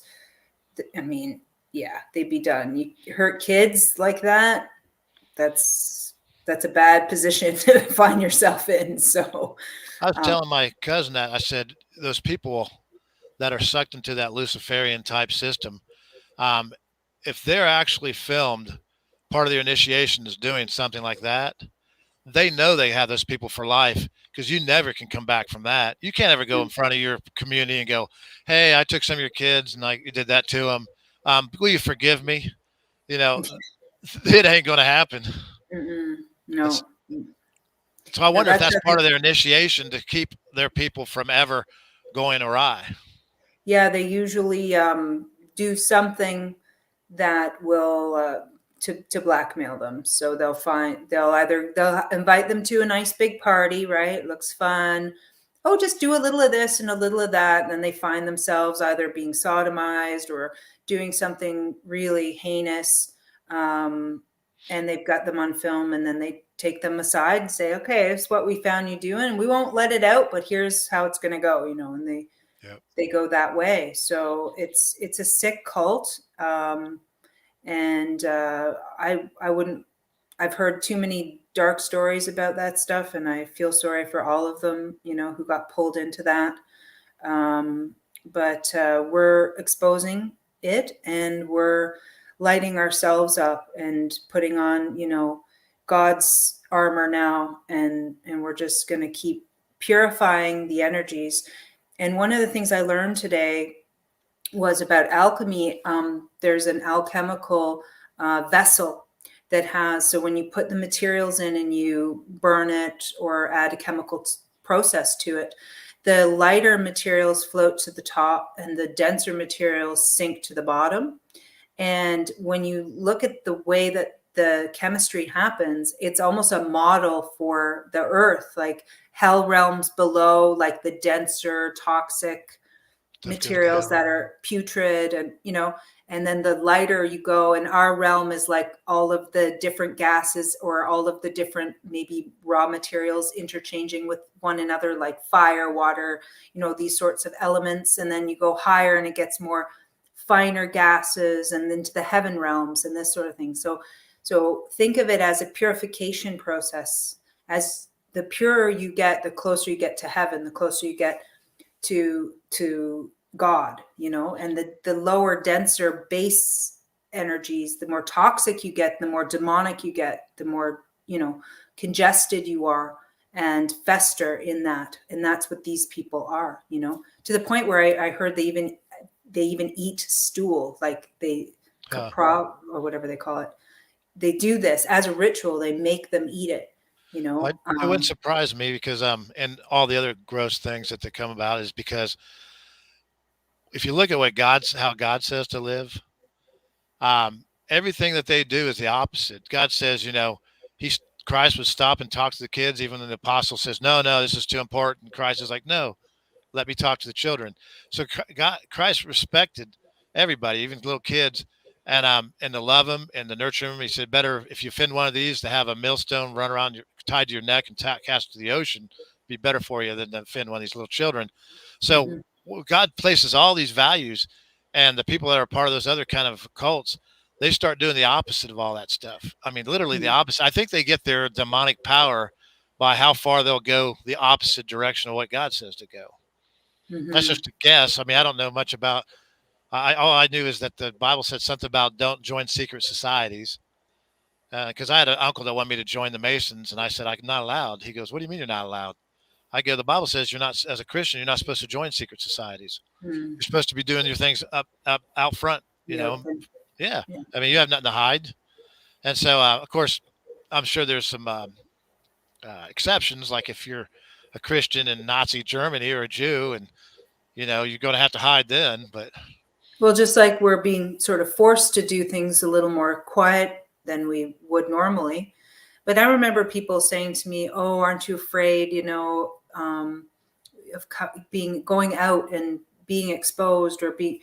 And I said, "Well, no, because I don't. There's nothing to hide. I don't feel like I ever need to hide myself away because if you're in alignment with the creator, you're protected. You ask for protection, and as it says, if you whatever you ask God, you get. So if you have faith, you know that's coming. It's not about material things. It's about, please shield me, or please give me the power. Or every time I come on to talk, I say, God, use my words, or speak through me, or use me as your vessel. So if your intention is pure, then it's a given, and you don't need to hide in the shadows, and because you're not doing anything wrong.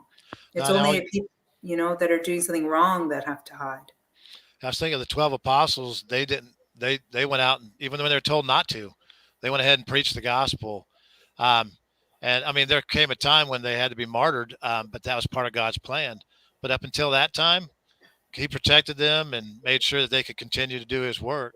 And of course, who knows if you're called to be a martyr or not? But I hope I'm Mm. not. I'll just say it now. Not interested, but like, thanks. Thanks for the offer, but I'm cool. I just want to ascend out of here personally, but just kind of hang out in the heavens and stuff for a while. But I always felt that this was a calling, and I felt that I was here to do God's will, and that was my purpose. And so that's why I suspend my whatever my ego thinks is real, or I always give it away, and I always give my burdens to God, and I just release constantly, because this is like a holographic projection, this place, anyway. Seems like it. This Well, if everything is light, and this is a complex fractal of light, this place, then it's really what our minds play with it, and how much light we can produce in this place is what really makes the reality form.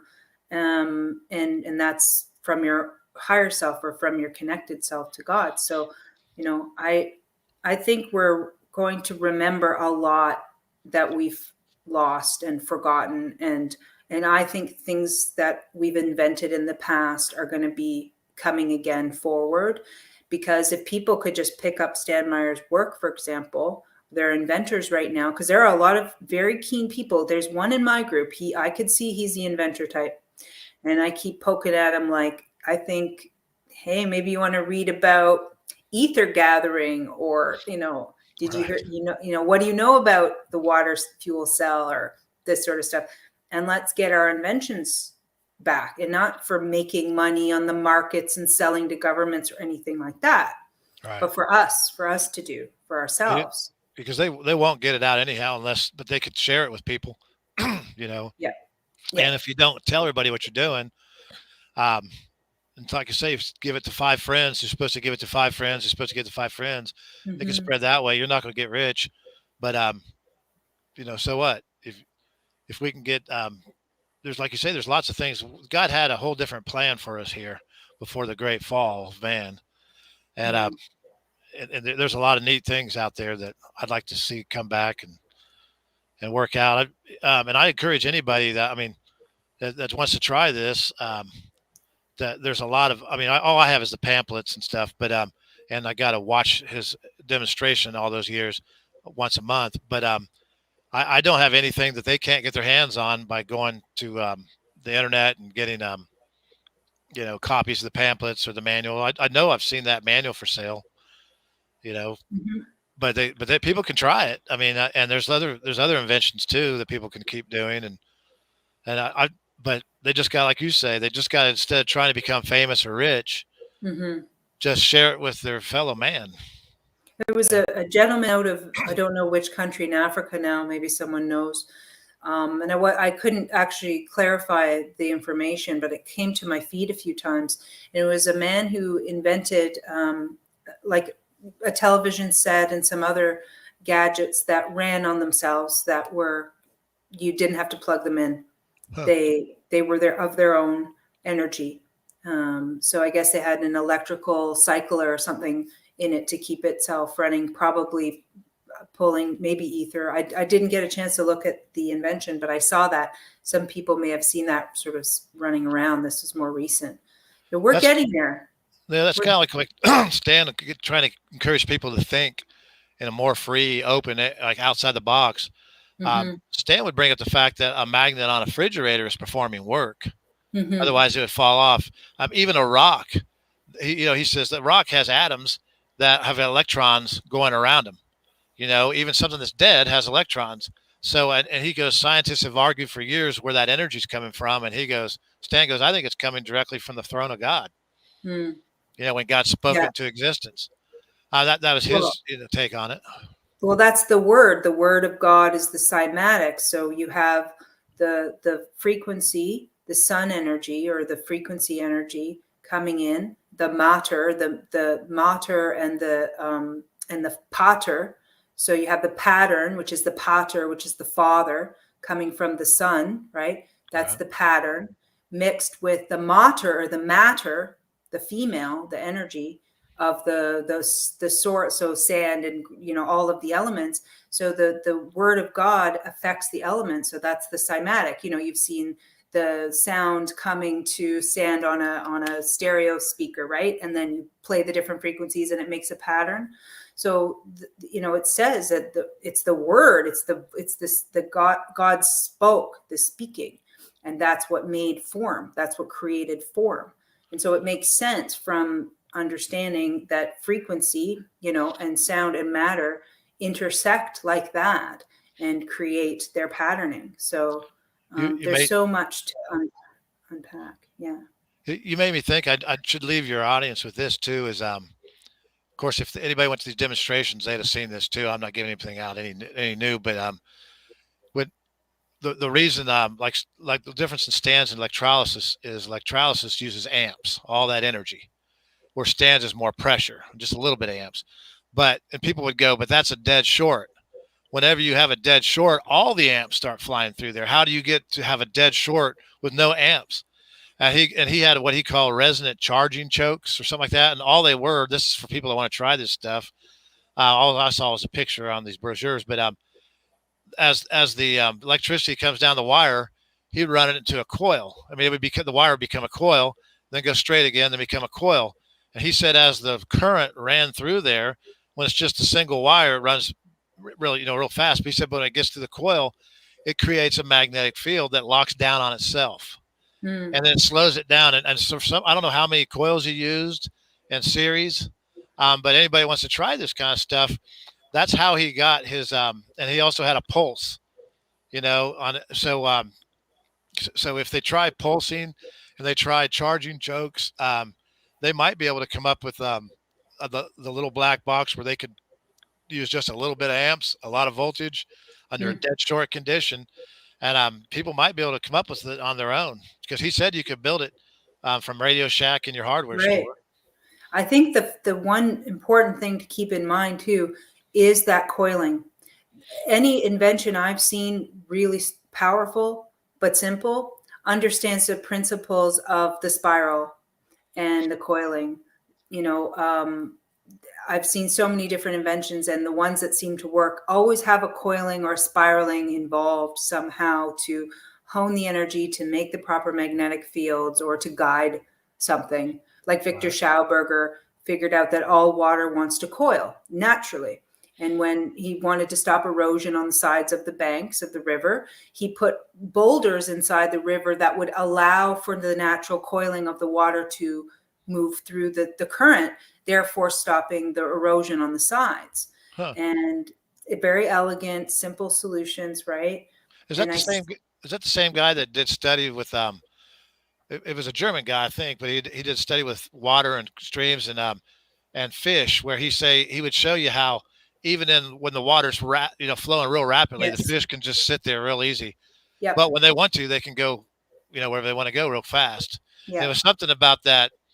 Um, I guess that Ventura effect of the like a wing, you know. yep. And That in was fact, that was one thing I was gonna say is the I believe in the Bible. I believe God. Um, I don't. I think any kind of supernatural stuff going on out there that's good is going to be God. Any kind of supernatural things going on out there that's like seances and all kinds of stuff like people might do, I think they're tapping into the satanic part of the spirit world. hmm, And then I think if they're seeing flying saucers and things like that, I think it's just high tech. Tesla yeah, was clear back in the 20s, yeah, and if these super rich people can keep working with this stuff over the last 100 years, it went. And I always thought maybe a flying saucer works like that because if you have a wing on an airplane, the air at the bottom goes straight, the air at the top creates a venturi, and it creates a lift suction. Same thing as a carburetor, the suction when it goes skinny and fast, like wing thing again. I always thought, well, if they had a disc, that's why it's a saucer, and they had something in there that they could pull electrons across the down in it, it'd be going over that wing shape. It could create lift. I mean, I don't know. That's just a guess. But if I saw a flying saucer, I wouldn't think people from outer space. I would think our government or someone's government or the super rich have got this technology since Tesla, and they've done something with it, and that's what I'm seeing. yeah. Now I'm trying to remember the guy's name, Meyer, or there's another, not Meyer. Like there's another Meyer spelled differently. Um, I can't remember his name, but I'll remember it eventually. He created one. He created a flying saucer, and it was all magnetics. And he has stories of where it would fly. He was doing it in his house, and it flew up and then crashed through the roof in his house. Huh. And then the government stole all his tech and everything. I'll see if I can remember the guy's name. There was a whole thing about him. Well, So I mean, this is we a see it long in time everything ago. else. I mean, we see it in everything else. We see it when air goes over, airplanes lift. When submarines have that same thing, they can make it themselves go down or up by how the water flows over it, over that Yeah. same wing underground. So it wouldn't be too far fetched to find out if you could push electrons in that same um, geometrical configuration that it would create lift. It wouldn't surprise me. I mean, I don't know anything about it, but it wouldn't surprise me. Yeah, that was a long time ago. I looked at that information. I'll dig it up again, see what I can find, see if it's all been scrubbed or not from the internet. Yeah. But I remember going, well, if they had this tech, this was like the 50s or the 60s when he did this. So I'm sure they've got all kinds of stealth units and things that they've been able to figure out by now. I can tell you one story on that is, like I said, my dad flew the fastest aircraft of his time, and one of his buddies didn't tell him at the time, but told him years later that one of his buddies was flying, and he saw another aircraft, and he'd never seen this aircraft, but it was an ordinary aircraft. It was an airplane, a unique model, but he got up there, and it had American insignia on it. The guy's helmet had American insignia on it, but the guy was writing stuff down like it was a test kind of deal. And he was so intent on his instruments, he wasn't paying attention around him, and he didn't know that Dad's friend had flown up next to him. And he Mm. looked in there, and finally he saw him. He looked off to the side, and he hit the throttle and just left the plane in its dust, and this guy tried to chase him and couldn't catch him, and this guy's supposedly flying the fastest thing out there right now, and this guy left him in the dust. Wow. So there's that kind of stuff that goes on all the time, you know. Yeah. I live in a forest, so I can go outside and I can stargaze. I can look, and I see all kinds of little creepy ass things moving around up there. Like, that ain't no alien. I don't know what they're doing up there, but that's their tech for sure. I think well, especially with you doing the health thing, those chemtrails are because when I grew up in a lot of Air Force bases. I would watch trails, and in fact, my dad, things weren't as strict then. My dad would once in a great while would fly over our house at the speed of sound and cause a sonic boom. We'd all come running out looking, and he'd tip his wings and then head on out, just having fun. And anyways, but I remember watching the skies because that's what my dad did, and it took a real perfect day just to get an ordinary trail, and it would go so far behind that plane, and then it would dissipate. And then it might spread out a little bit, like maybe 1/3 the width of the plane, or maybe the whole width of the plane, and then it would all dissipate. And I watched that all my life until about 20 years ago. And all of a sudden, I watched these trails, which end up being chemtrails, going in, and they would spread out across the sky. They would happen in all kinds of weather, and they happen in all kinds of atmospheric conditions. So it wasn't a chemtrail.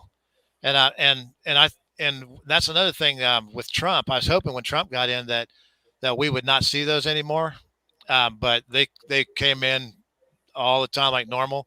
Then I know when the trade towers came down, I was sitting at a restaurant the next day. Nobody was allowed to fly civilian. No one was allowed to fly military except certain special people that had something they had to go do, getting their orders from the top. And even with that going on the very next day after 9/11, I looked in the sky, and those stupid chemtrails were going in one after another after another. So no one could tell me, oh, that's from commercial aircraft. Not that day, So but that's the thing. I think we got to keep our health because, you can eat right. You can go out and get exercise and grow your organic foods and everything. But crap, if they're dumping stuff on us like a big can of Raid. I suggest getting an indoor grow tower if you have the space. That's what I do. I have something called a garden tower, but there's all different kinds now, or hydroponic systems. Just for your delicate things like lettuces and herbs and anything that would really absorb all that material, aluminum and barium and all those poisons, because at least you can get your fresh leafy fibers that way. And then everything else is underground root system, growing outdoors as much as possible, and just wash everything. And then you can use something like MMS or even a little bit of hydrogen peroxide to like denature some of the metals, because they're the type of metals, like if you understand chemistry, there's different types of metals based on how they are paired in salts, right? Right. So, if you hear a bunch of extra noise, my daughter just came in and she's visiting, and she just came in and brought her dog. So if you wonder what all that sound is, that's what it is. You're not hearing anything yet. That's great. Well, we're going to wrap it up soon anyway, so you can have some family time. But okay. But aw, what a sweetie. Hi, kisses. Hi, baby. But there's different forms of the metal. So people just say heavy metals, but look at, I urge my audience to really do research on different types of metals, because there's elemental metals that are in our soils that are fine. They won't hurt us. And you can change back metals into inert forms as well. And I think we need a whole branch of chemistry to open up in our private capacity to understand how to denature some of the chemicals and poisons that they're trying to sort of soft kill us with. And obviously that MMS, I was watching some videos on that as people fighting diseases and corona and things like that with it. But but you can actually use it to wash fruit and things like that too. Yep. Yes, because MMS as well as hydrogen peroxide, they're different on their strengths, but back to hydrogen, they can lend electrons to something. So they help to break down something. They help to denature damaged particles. So they help to walk like as a cleansing agent, right? So they'll, or as especially with pesticides, if you go shopping and you bring home food that's been sprayed, it will help to denature and break down or weaken the bonds that hold the pesticides on the food, right? Okay. My mom used to use it for not MMS. She didn't even heard of MMS, but she used to. I had an uncle that had a dairy farmer friend that would buy 55-gallon drums of hydrogen peroxide, but it was a high grade stuff. What do you call it when it's has The food grade hydrogen yeah, peroxide? food Yeah. grade. And then he would I think they washed the cows and stuff where the milk machines went on and all that. And then my uncle could get it really cheap because this guy's buying it in 55-gallon drums for his dairy Mhm. production. And so my uncle would bring us down, and mom always would wash the fruit and things like that, especially from the grocery store with hydrogen peroxide. She had a little spray bottle. And Yeah, so, just yeah, a people were asking about percentage of hydrogen peroxide. I sell it in 3% on my website, yumnaturals.store, but I make it from the 35%, which okay. is extremely corrosive. You have to be very careful with when you're handling a 35% hydrogen peroxide. It can burn you as an alkali, so you have to be careful. And then the 3%, you can either put like a teaspoon in like you can fill up your sink, with some water. Just don't use tap water. See, I'm on a well, so it kind of defeats the purpose when you're using tap water a lot of the times. But pure water of some sort, and then you can just put like a capful of the 3% in the water, and play around with it. And sometimes even you can go the other way. You can use acids for some of the waxy or some of the coatings. You can put like a couple capfuls of vinegar, just a regular vinegar, in your water. Let it soak a little bit, and you'll see the dirt come off, Yeah. especially berries. Grapes and berries, or if I get any of that's not like that's from the grocery store, I always soak it in vinegar, and the water's gross. Like after it's dirty, you can tell. This is after you've rinsed and washed your produce; it's still there. So we have to be a Wow. little. Ideally, even if you grow it yourself, maybe a greenhouse can protect from some of it. But I think we need to look into denaturing systems, because I don't think they're going to stop poisoning us per se. Probably Or not. stop, I know I don't know. Mike Yeah, Adams had some pretty good things he shows on videos on how to do that indoor. yeah, he does. Um, Yeah, that was kind of cool. That and even with the weather modification, how are we going to stop them playing around with that? Where's our power there? I mean, if they yeah. want to send in something to us, we need to look into orgone generators. There's something called cloud busters. I mean, if there's inventors out there watching this, go and look up how to build a cloud buster. You can actually denature the chemtrail spray above you using one, pointing it properly. I know Um, if they're dropping what they're saying, like some type of iron stuff. I thought maybe like a neodymium magnet on the bill of your hat or something around where you're breathing, so it's not attracted to that. But if it's aluminum, magnets don't have much effect on aluminum. I know if you spin magnets real quick, they separate aluminum by it makes it jump out a little bit farther than other stuff. yeah. But I don't know. That'd be tough there. So Yeah, because it's considered more of a mild electrical, like has more mild electrical properties. So it depends on how it's bound. But I think that'll be the last frontier. We got enough to do now and survive this, and then unfortunately, there's still all the death. We haven't really seen the repercussions of the shots just yet, because it takes 6 months for some of them to come to their repercussions of heart attacks and strokes and things. And then the long game is the cancer, and that can take many, many years to sort of dwindle out. And now it's, of course, the fake AIDS stories, because, yeah, whatever. I've They're, heard that I've heard that even the funeral directors and stuff said that they were prepared for this big body count, but it never happened during Corona. The death count wasn't any different than the other 3 or 4 years before it. I think 2018, at least in our country, we had more death in the year of Corona. But now that the shots are out there, I think we've got a 40% increase in just ordinary deaths by anything. They're counting all deaths by every single situation. I think we've got a 40% increase. So if 100 people died, a day, then now we got 140 people dying per day or something like that. Yeah. Yeah. And It's that started since the shots. That didn't start before the shots. Yeah. Well, one of the problems is that it damages the communication system. Like, remember we were saying about when you're more toxic and you become more dense, and so you hold less light, which means you hold less electricity because we're electrical beings, and your cellular communication systems, they just go haywire.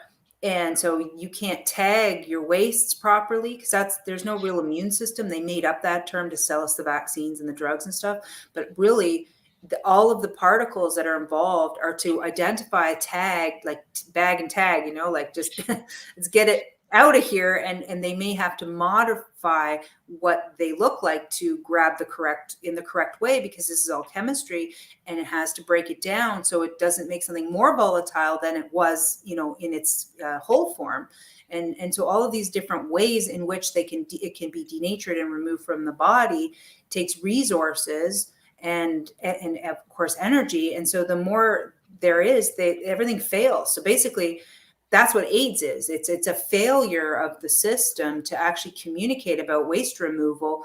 So they get all kinds of strange problems and so-called diseases, because now the body's desperate to get this out. It'll push it through the skin. It'll look like pox or smallpox or whatever you want. Wherever you're weak.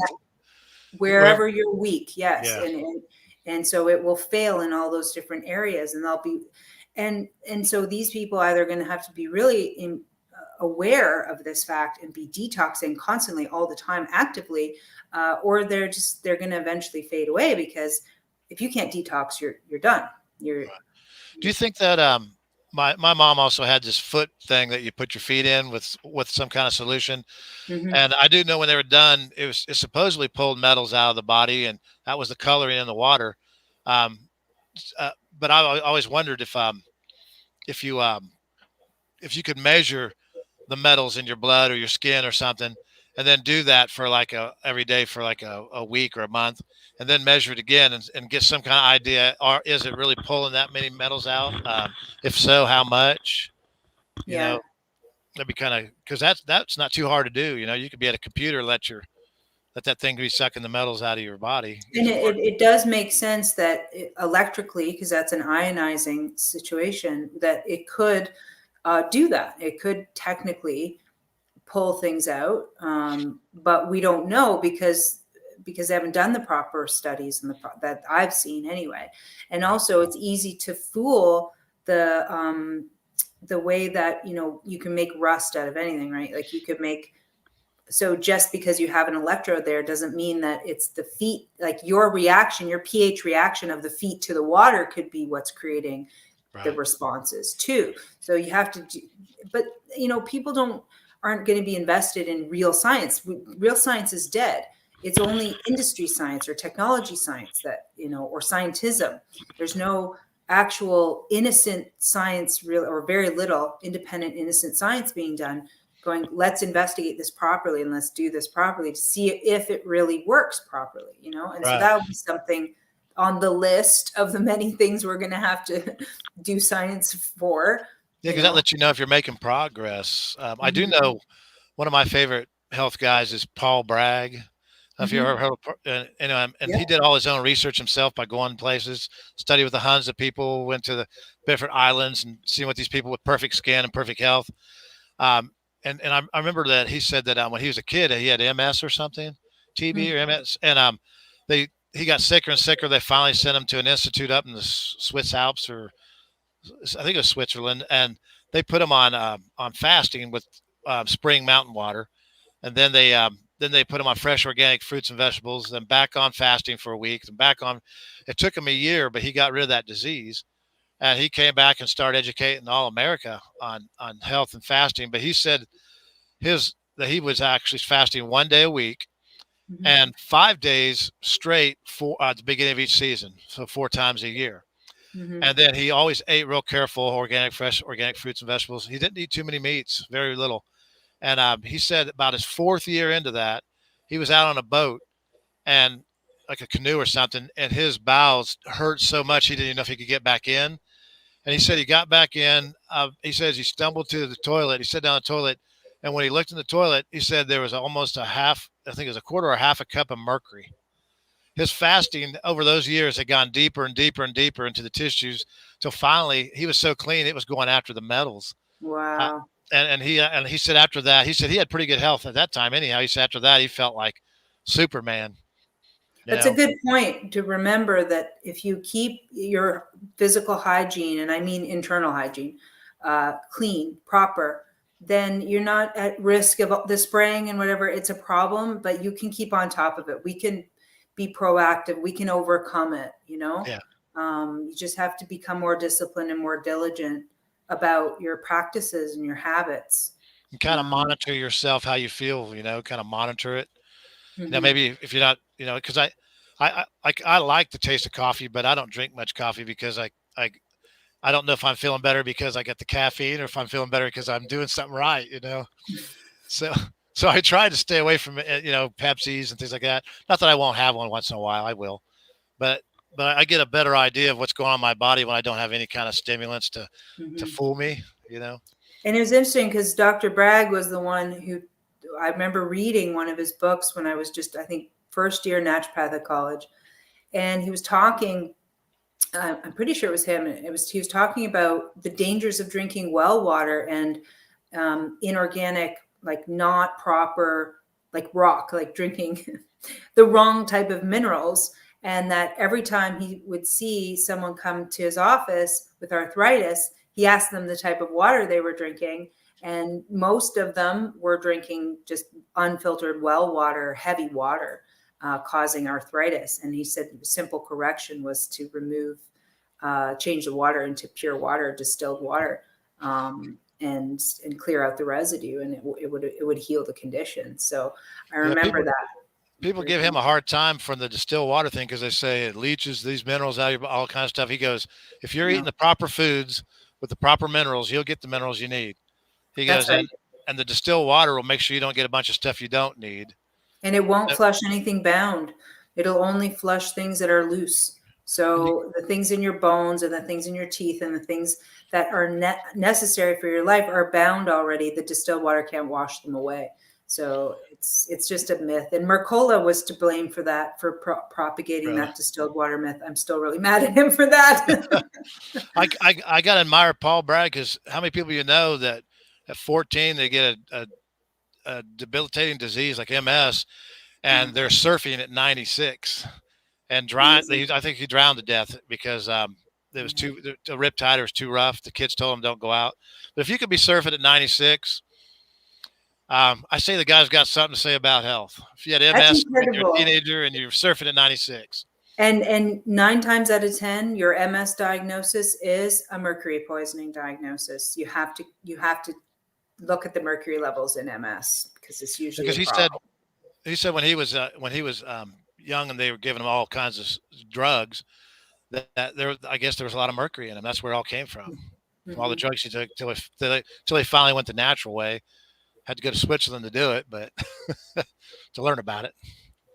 Yeah, and it starts with the gut and youth. So then they're not breastfed, or they're given foods too early, or they're given all kinds of whatever. And the gut starts to go off, and then the body starts accumulating things improper, even things like actually we can drink well water if our a milieu of all our colonies, our bacterial colonies are rich, because that's what breaks them down. That's what breaks down minerals in our gut, are the bacteria. And if you don't have that, if you're sterile or you're taking antibiotics or any of these things, you can't break those things down. They accumulate. And the same thing with all these metals and all of this stuff. That's what the job of our germs is to break down wastes and assimilate stuff, and even reform things on our behalf, like B12. So we've made errors in the way we've treated the body, so it doesn't work properly and makes these mistakes. But it's because of human error. It's not because we were born incorrectly, or God accidentally put too much something on you, or they forgot the vaccines or like any of that stuff. So. Now they've tell everybody, oh, it's your genes. It's your genes. It's like, Oh yeah, yeah. right. Was It's it always was the next Patsy. yeah. It Yeah, gets old, but it does get old. Well, this has been really a wonderful chat. I very, very much enjoyed our conversation, Scott, and I really thank you for sharing, a true history interaction with a really great man. And because these are our stories, should be passed down to our children. These types of real stories that no government's rewritten, or no controlled op has got their hands on, or anything like that. And real people having real interactions and telling their stories. And so I really thank you for your time, and for your care, and for being thoughtful, and sending me those wonderful books, which I cherish. I think I put them downstairs for my new book building. I have a whole shelving unit I'm going to put up there, so all of my cool stuff. So it's going to special collection, huh? Special collection, exactly. Yeah. Well, hey, I appreciate you. I mean, my immediate family knows, but most people, since I was only showing up to these seminars once a month, like everybody else, and then when I worked with Stan for about 3 or 4 months, I never really got to share my story. So that's when I saw you. I thought, well, she'd probably appreciate if I shared my story. So that's why I sent you those. And I appreciate you letting me on and sharing my story. And I'd like to leave with all your listeners. Thanks for listening. And I hope that you guys will take any of these little clues, get on YouTube, look up all kinds of little tricks on how to make stuff. And believe me, just because they say if that was possible, the scientists would have already done it by now. No, everything's being squelched. So go out there and look and find and see what you can come up with. Absolutely. That's great parting words. I encourage you all to do always your own research and due diligence. Trust your intuition. So there's the brain mind, then there's the heart mind, and the gut mind, and make sure you use all three when you're looking at all kinds of stats and information, and let it sleep on it, and let it percolate inside of you. And then let that inner motivation guide you towards the next piece of information. It's interesting times that we live in. And thank you so much. If you want to see the replay, I probably will leave it on YouTube. I'm not sure. I keep getting my strikes for saying anything. So at some point, I'll probably just best to take it off, and I'll have it on yummy.doctor. And eventually it'll go up on BitChute, that sort of free area. And I just wanted to make an announcement. All my DMSO products have been moved to the website dmso.store, because we have to keep running from, the same agents that chase us into a corner. So we just keep playing cat and mouse. So that's where they are now, in case you were wondering. And thank you all for joining us this Friday afternoon, evening. And God bless. God bless you too. Bye-bye. Bye-bye.